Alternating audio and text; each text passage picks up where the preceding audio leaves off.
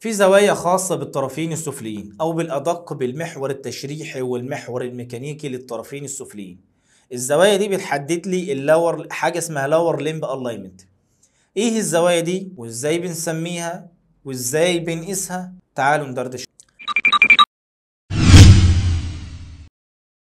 اهم زاوية او اول زاوية اي ام اي وحروفها كلها كابيتال، اللي هي اناتوميكال ميكانيكال انكل، اللي هي بين المحور التشريحي وبين المحور الميكانيكي، واللي بتشرح العلاقة بينهم، واللي الطبيعي بتاعها حوالي 7 درجات أو من 5 ل 9 اعتمادا على الطول وعدد من المتغيرات الأخرى.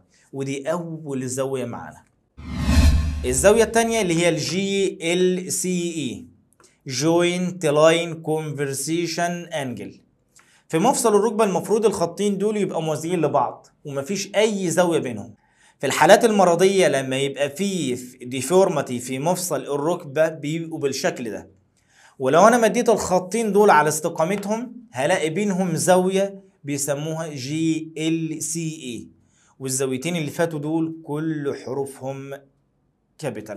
العيلة الثالثة ودي مجموعة زوايا مع بعضيها كده، خاصة بالاناتوميكال اكسس والميكانيكال اكسس، وهنسميهم كالآتي: ام سمول ميكانيكال، اي سمول ترمز للاناتوميكال، ام كابيتال ترمز للميديال، لاترال ال كابيتال اللاترال، الدي ديستال سواء ديستال فيمر او ديستال تibia، البي كابيتال اللي هي البروكسيمال، الاف اللي هي الفيمر، التي كابيتال اللي هي التibia.